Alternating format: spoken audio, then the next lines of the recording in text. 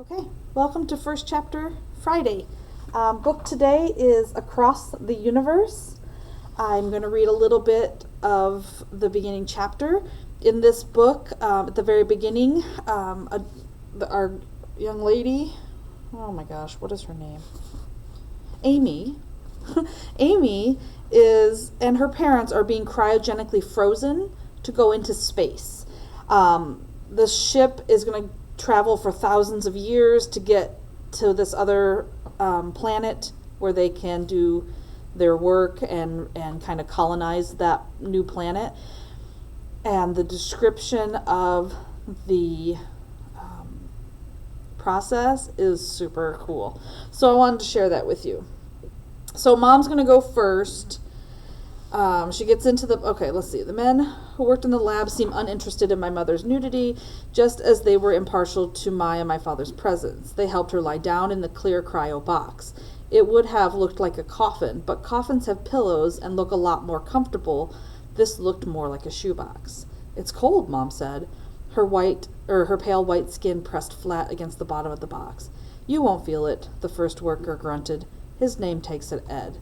I looked away as the other worker, Hassan, pierced Mom's skin with an IV needle. One in her left arm, hooked up at the crease of her inner elbow, one in her right hand protruding from the big vein below her knuckle. Relax, Ed said. It was an order, not a suggestion. Mom bit her lip. The stuff in the IV bag did not flow like water. It rolled like honey. Hassan squeezed the bag, forcing it down the IV faster. It was sky blue, like the blue from the cornflowers Jason had given me at prom. My mom hissed in pain. Ed removed a yellow plastic clamp on the empty IV at her elbow. A black backflow of bright red blood shot through the IV, pouring into the bag. Mom's eyes filled with water. The blue goo from the other IV glowed, a soft sparkle of sky shining through my mother's veins as the goo traveled up her arm. Gotta wait for it to hit the heart, Ed said, glancing at us.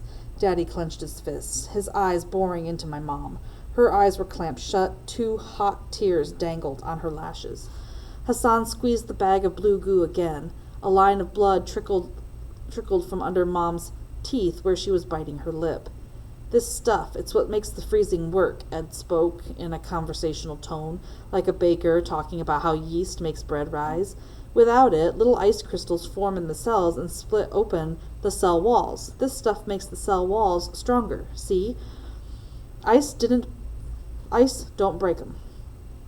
He glanced down at Mom. Hurts like a bitch going in, though. Her face was pale, and she was lying in the box, and she wasn't moving at all, and as if moving would break her. She already looked dead. I wanted you to see this, Daddy whispered. He didn't look at me. He was still staring at Mom. He didn't even blink. Why? So you knew before you did it. Hassan kept kneading the bag of blue goo. Mom's eyes rolled up into the back of her head for a minute, and I thought she'd passed out, but she didn't. Almost there, Ed said, looking at the bag of Mom's blood. The flow had slowed down. The only sound was Hassan's heavy breathing as he rubbed the plastic sides of the bag of goo, and whimpering soft like a dying kitten coming from Mom. A faint blue glow sparkled in the IV leading from Mom's elbow. Okay, Ed said. That's all in her blood now. Hassan pulled the IVs out. Mom let out a crackling sigh. Daddy pulled me forward, looked down at Mom, reminded me of looking down at Grandma last year at the church when we all said goodbye, and Mom said she was in a better place, but all she meant was that she was dead. How is it? I asked. Not bad, Mom lied. At least she could still speak. Can I touch her? I asked. Ed, he shrugged. So I reached out, gripped the fingers of her left hand. They were already ice cold. She didn't squeeze back. Okay, I'm going to skip a little bit. Dad's going to let her go last so she can choose not to do it. And of course, she's going to go, otherwise we wouldn't have a book. So, let me see if I can find...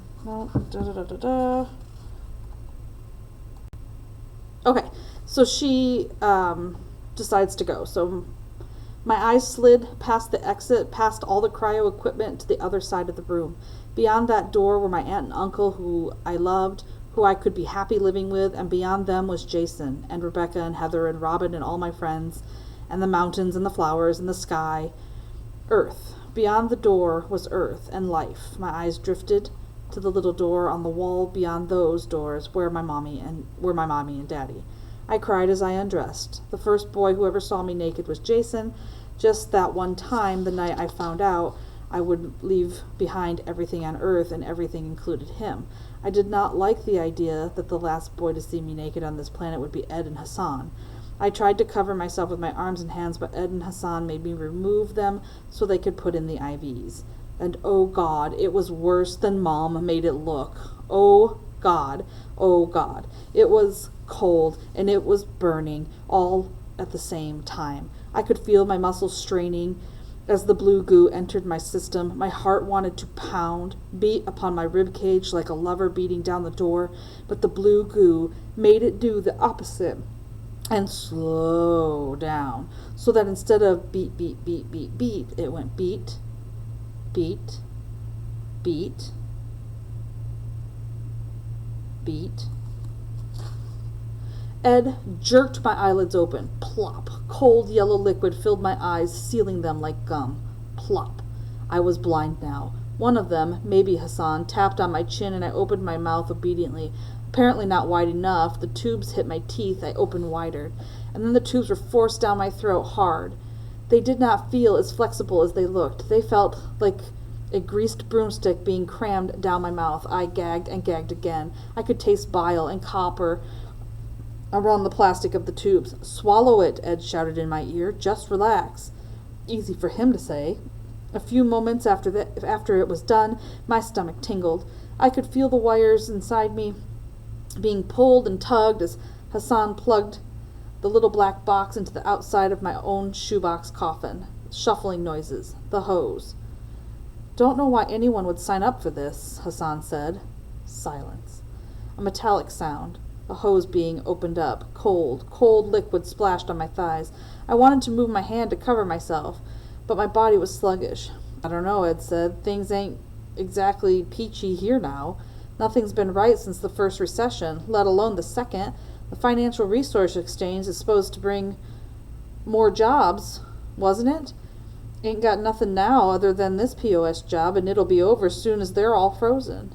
Another silence. The cryo liquid washed over my knees now, seeping cold into the places of my body that had been warmed, the crease of my knees, under my arms. Not worth giving your life away, not for what they're offering. Ed snorted. What they're offering? They're offering a lifetime salary all in one check. Ain't worth nothing on a ship that won't land for 301 years. My heart stopped. 301? No, that's wrong. It's 300 years even, not 301. That much money can sure help a family out. Might make the difference. What difference, Hassan said? Difference between surviving or not. It's not like when we were kids. Don't care about what the prez says. The Financial Act ain't going to be able to fix that kind of debt. What are they yammering about? Who cares about the national debt and jobs? Go back to that extra year. A man has time to think about it anyway. Oh, no. Okay. A man has time to think about it anyway, Ed continued. Consider his options. Why'd they delay the launch again? Cryo liquid splashed against my ears as my shoebox coffin filled. I lifted my head. Delay? What delay?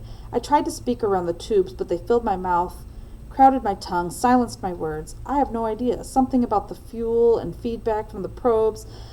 But why are they making us keep all the freezing on schedule? The cryo liquid was rising fast. I turned my head so my right ear could catch the conversation. Who cares, Ed said. Not them. They'll just sleep through it all. They say the ship will take 300 years just to get to the other planet. What's the difference in one more year? I tried to sit up. My muscles were hard, slow, but I struggled. I tried to talk again, make a sound, any sound, but the cryo liquid was spilling over my face. Just relax, Ed said very loudly near my face. I shook my head. God, didn't they know? A year made the world of difference. This was one more year I could be with Jason. One more year I could live. I signed up for 300 years, not 301.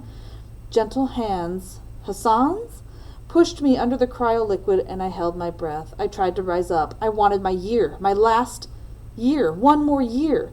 Breathe in the liquid, Ed's voice sounded muffled, almost indecipherable under the cryo-liquid. I tried to shake my head, but as my muscles tensed, my lungs rebelled, and the cold cryo-liquid rushed down my nose, past the tubes and into my body. I felt the finality of the lid trapping me inside my snow-white coffin. As one of them pushed at my feet, sliding me into my morgue, I imagined that my Prince Charming was just beyond my little door, that he really could come and kiss me awake, and that we could have a whole year more together. There was a click, click, grrr of gears, and I knew the flash freezing would start in mere moments. Then my life would be nothing but a puff of white steam leaking through the cracks of my morgue door, and I thought, at least I'll sleep. I will forget for 301 years everything else. And then I thought, that will be nice. And then whoosh, the flash freeze filled the tiny chamber. I was in ice. I was ice. I am ice. But if I'm ice, how am I conscious?